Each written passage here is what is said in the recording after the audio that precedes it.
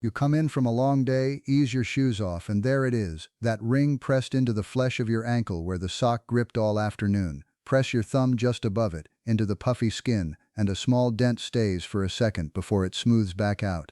For most of us, that is just the body's quiet way of saying the day was long, nothing more, and for that, there are old plain answers that work, and I will give them to you. But here is the part most videos on this subject will skip over. That very same puffiness in your ankle can also be the first whisper of something serious going on inside, with your heart, your kidneys, your liver, or a clot hiding somewhere in a vein. And the whole of the trouble is knowing which is which. So today I will do both. I will give you the home remedies for the everyday kind, and I will tell you as plainly as I know how, the signs that mean it is not the everyday kind, and that you must go and be seen. Both halves matter. The second one matters more.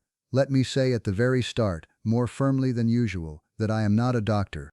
I want to say it because there are things I am about to tell you about, heart trouble, a kidney failing, a liver under strain, a clot, that first show themselves as nothing more than a fat ankle at the end of the day. And nothing I say today is meant to keep you from a doctor when a doctor is what you need. A good part of what follows is about knowing exactly when that is. If you are already under a doctor's care, take what I say to them first. My own doctor, Dr.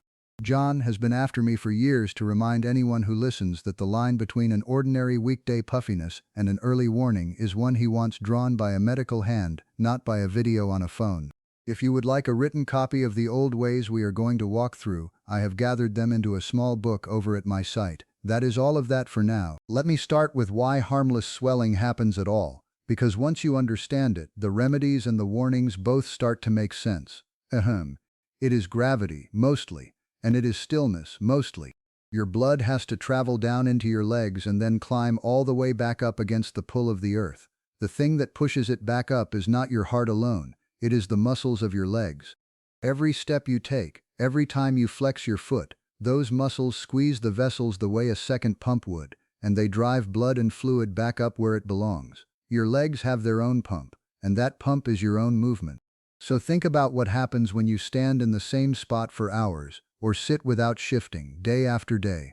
The pump goes to sleep, the blood and the fluid settle into the lowest place available, the ankles and the feet, and pool there.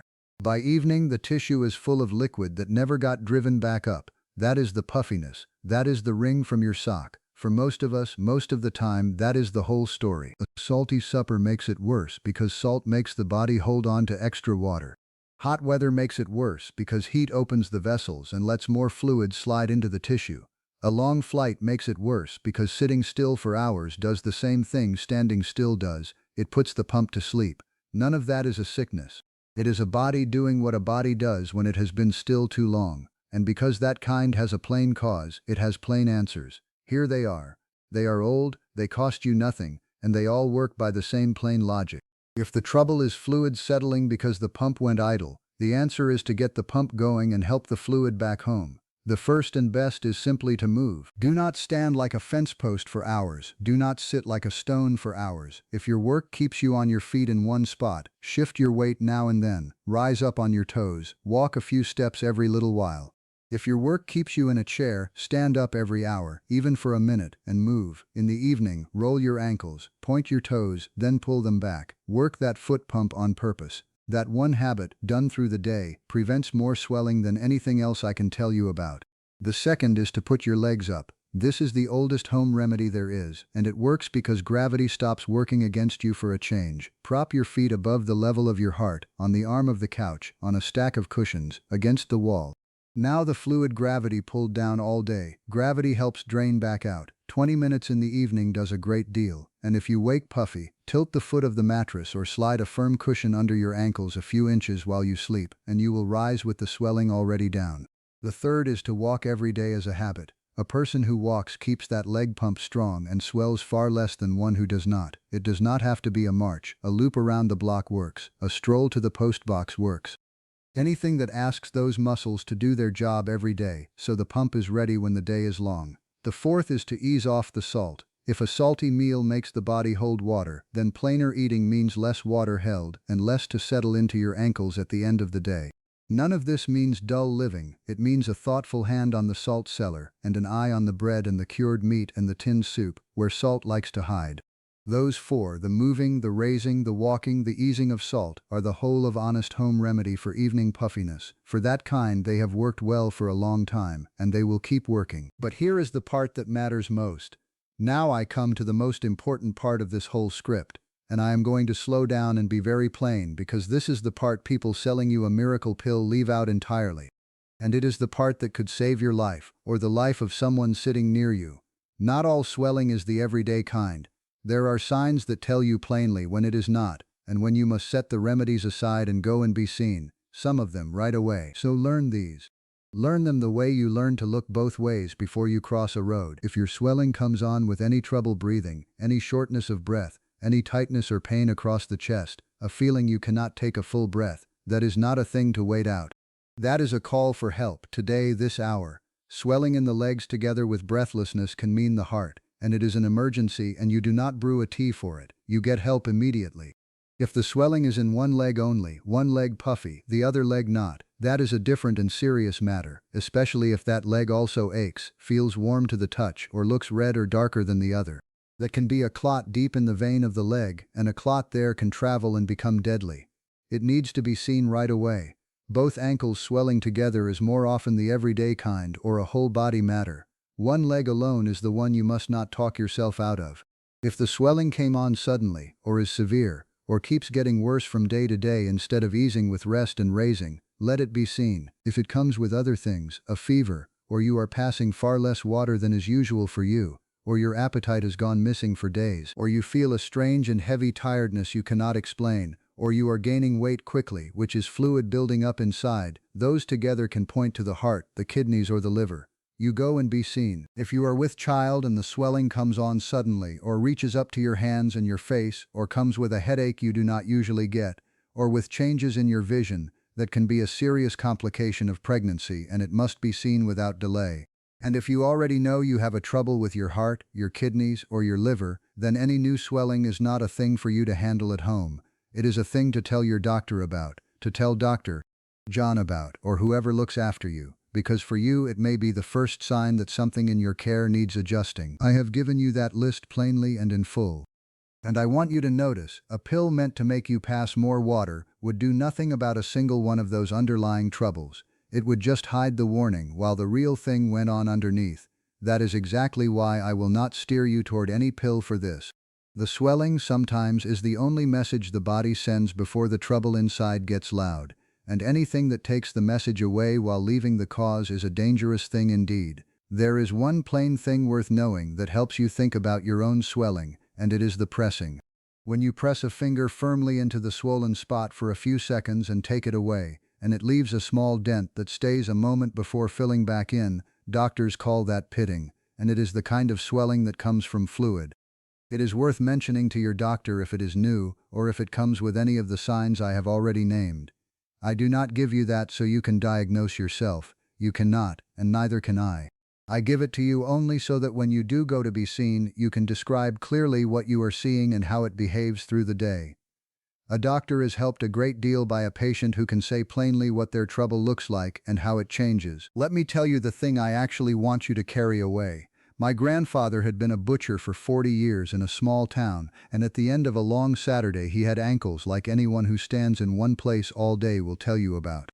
I can still see him in his chair in the evening, feet up on a low stool higher than you would think. That was his remedy. He would have told you it was nothing more than that it felt good, but he had worked out the whole of the gravity of it without ever having a word for it. He noticed his ankles went down when his feet went up, and he made a habit of it. And here is the part one remember most clearly, because it is the important part. He could tell, just by looking, just by listening to a person talk about their week, the difference between tired evening ankles that go down by morning and a swelling that sits and grows and does not let go. He had seen too much in his life to mix them up. He knew when a friend ought to be at the doctor's door that week, not at the footstool. He never once treated that kind with a habit of his own. He had the quiet wisdom to know where his plain remedy stopped and where somebody else's plain remedy needed to begin. That is the inherited principle in this whole script. The old folks had good plain remedies for ordinary troubles, and they used them well, but they were not simpletons about it. They knew the ordinary from the serious, and they did not put a footstool up against a heart that needed a doctor. The remedy, and the wisdom to know where it ends, came together always. One without the other is no good at all. Now a word on why you have heard about a magic vitamin that melts swelling away. There is no villain in this story, and I will not invent one. Nobody sat around a table and agreed to put you at risk. It is worse than that, in a way, because it is a system nobody has to coordinate. The honest truth about swollen legs does not sell. It is two plain halves. For the everyday kind, move, raise the feet, walk, ease the salt, which costs you nothing. For the other kind, go see your doctor, which sends you away from anyone selling anything. There is no product in either half. Suspal, but a pill that promises to make the swelling melt away is a fine thing to sell, and it is sold hard. It is worse than most of the false promises I warn about elsewhere, because with most of them, the only harm is your money, quietly wasted. With this one, the harm can be that a person with real serious swelling takes the pill, sees the puffiness go down a little, feels reassured, does not go to the doctor, and the true trouble underneath goes on unwatched. That can cost a person dearly. There is no scheme. The money just runs one direction, toward the pill, and away from the plain warning, and nobody has to push it. What I ask of you comes in two plain parts, and you have to hold both at the same time. First, if your swelling is the ordinary evening kind, that eases by morning, that sits in both legs, that comes plainly from a long day of standing or sitting, then use the old remedies, and use them well. Move through your day, put your feet up higher than your heart in the evening.